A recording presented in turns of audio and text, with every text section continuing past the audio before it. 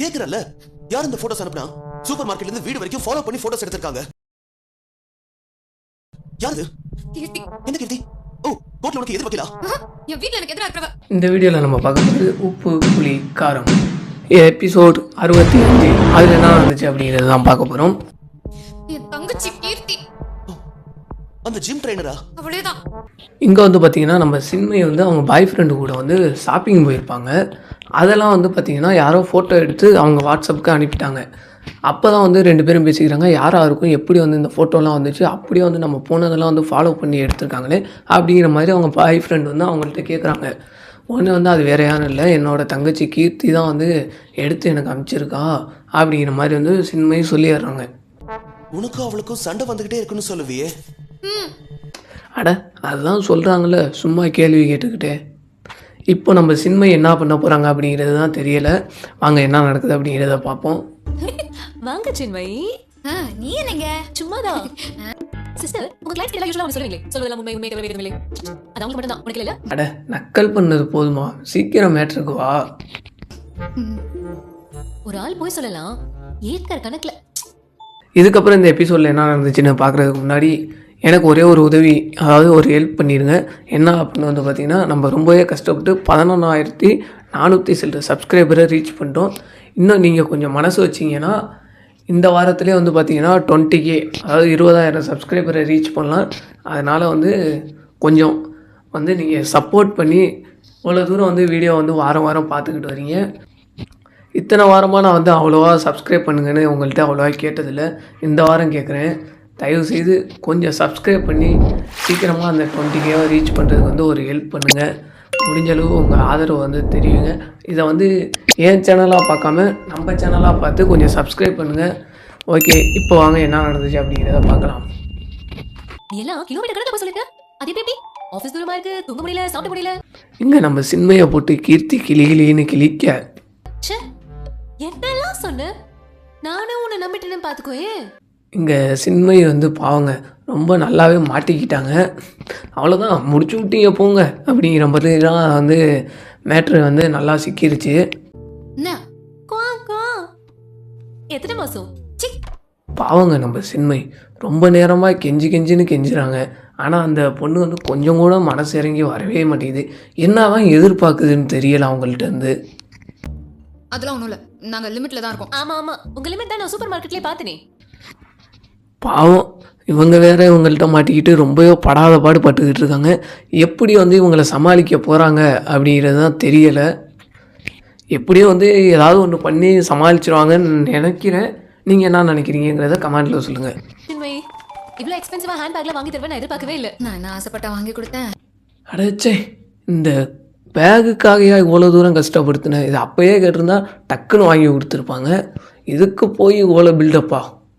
நீ கேட்டதை வாங்கி கொடுத்துட்டேன், வீட்டுல எல்லாம் சொல்லக்கூடாதுன்னு.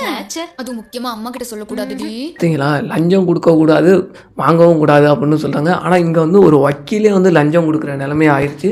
அதுவும் சொந்த தங்கச்சிக்கே லஞ்சம் கொடுக்குற மாதிரி ஆயிடுச்சு. நீங்க ஒரு தத்தியா இருக்கீங்கன்னு நினைச்சோம், ஆனா இப்படி ஒரு புத்திசாலியா இருப்பீங்கன்னு நினைச்சே பார்க்கல. ரொம்ப நன்றி. 5,000 5,000 போச்சேன்னு சந்தோஷப்படு. எல்லாம் பார்த்துப்பா. ரொம்ப நன்றி. நான் உங்க பொண்ணை கல்யாணம் பண்ணிக்க ஆசைப்படுறேன். நான் உங்க பொண்ணை வாழ்க்கை ஃபுல்லா கண் கலங்காம பார்த்துப்பேன். சிவா விளையாடாத. இதெல்லாம் வந்து நிறைய பழைய படங்கள்லேயே பார்த்தாச்சு. இதெல்லாம் ரொம்ப ஓல்டான டைலாக். இதெல்லாம் வந்து புதைச்ச பல வருடங்கள் ஆகுது. திரும்ப திரும்ப நோண்டி இதே மாதிரியான டைலாக்கே போட்டுக்கிட்டு இருக்கீங்களே. கொஞ்சம் நல்ல டைலாக்காக புதுசாக ஏதாவது ட்ரை பண்ணுங்கள்.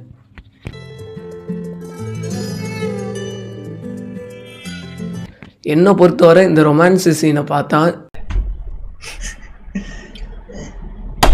எதுக்கு இதெல்லாம் தூங்கலையா? இல்லப்பா, இனிமேதான். ஏன்? இங்கே வந்து நம்ம கீர்த்தி வந்து வீட்டுக்கு பேகை எடுத்துகிட்டு போய் பார்த்துக்கிட்டு இருக்க. திடீர்னு அங்கே அவங்க அப்பா கிட்டேருந்து அந்த பேகை வந்து மறைக்கிறாங்க.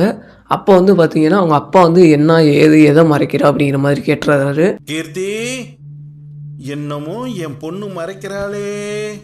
அப்புறம் வந்து அவங்க ஏதோ சொல்லி இது மாதிரி வந்து கம்மி ப்ரைஸில் ஃபஸ்ட்டு காப்பியாக வாங்கினேன் இந்த பேகு, இதை தான் மறைச்சேன் அப்படின்னுட்டு எதுக்கு என்கிட்ட வந்து மறைக்கிறா அப்படிங்கிற மாதிரி வந்து அவங்க அப்பா கேட்டோன்னே இது மாதிரி அம்மாவுக்கு தெரிஞ்சால் இப்போ ஏற்கனவே செலவு அதிகமாக இருக்குது, இப்போ இது தெரிஞ்சால் திட்டுவாங்க, அதனால தான் மறைச்சேன் அப்படின்னு சொல்லி என்னென்னமோ பண்ணி சமாளிக்கிறாங்க. சரி சரி, லைட் ஆஃப் பண்ணிட்டு படு. சரிப்பா. இப்போ வந்து இதையும் அவங்க அப்பா வந்து நம்பி அப்படியே அங்கேருந்து கிளம்பிடுறாரு. சார் இன்னைக்கு காஸ்டியூம் டிபார்ட்மெண்ட்டோட மீட்டிங் இருக்குது சார். இங்கே வந்து கரெக்டாக நம்ம திப்பு சார் வர கரெக்டாக நம்ம யாசிகா வந்து அவருக்காக வெயிட் பண்ணிக்கிட்டு இருக்காங்க. உனக்கு ஓகே தானா? சார் வீடு விஷயம் எதுவும் ஆஃபீஸில் பேச வேண்டாம். இங்கே வந்து நம்ம திப்பு சார் சும்மா இல்லாமல் இந்த வீட்டு பிரச்சனையெல்லாம் பற்றி வந்து அங்கே லைட்டாக பேச ஆரம்பிக்க உடனே வந்து நம்ம யாசிகா என்ன சொல்கிறாங்கன்னா, இந்த மாதிரி வீட்டு பிரச்சனையெல்லாம் இங்கே பேசணும்னா அதெல்லாம் வந்து எங்கேயுமே பேசக்கூடாது அப்படிங்கிற மாதிரி சொல்லிடுறாங்க. வேற எங்கே பேசுறது? வேற எங்கேயுமே பேச வேண்டாம் சார். என்ன வேலை விஷயம் இருந்தால் மட்டும் சொல்லுங்கள், அதை வீட்டில் இருக்கும்போது பேசாதீங்க. அதாவது வீட்டு பிரச்சனை வீட்டிலையும் இல்லை இங்கேயும் இல்லை, எங்கேயுமே நீங்கள் பேசாதீங்க, எனக்கு பிடிக்கலைங்கிற மாதிரி அவங்க சொல்லிடுறாங்க. இவன் நல்லதுக்கு பேசினா நம்மளே எப்படி பேசிட்டு போகிறா?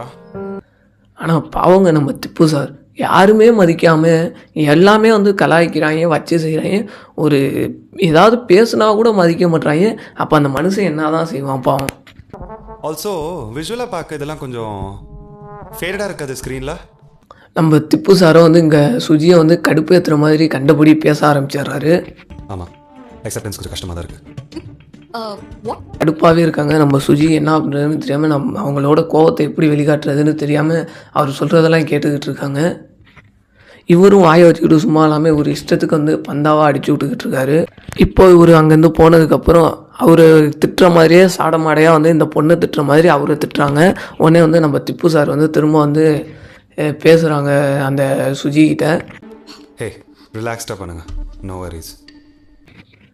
இவர் எதுக்காக இதெல்லாம் செய்கிறாரு அப்படின்னு யோசிச்சா, இப்படி கத்துறீங்க, இதே உங்கள் காலேஜா?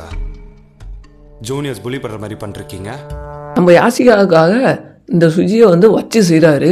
ஓல்டு ஹேபிட்ஸ் இன்னும் போகலை. கரெக்ட் யாஷிகா? ஏற்கனவே வந்து பார்த்திங்கன்னா சுஜி மேட்டரை பற்றி யாசிகா வந்து திப்பு சார்ட்ட வந்து ஒரு புலம்பியிருப்பாங்க. அதை மனசில் வச்சுட்டு தான் இப்போ வந்து வச்சு செய்கிறாரு போல். கொஞ்சம் டீசெண்டாக பிஹேவ் பண்ணுங்க. டேய் திப்பு, நீ திட்டுறதுனா திட்டிட்டு போகலாம்லடா, ஏன்டா அந்த பொண்ணை வேற கொத்து விட்டு போகிற?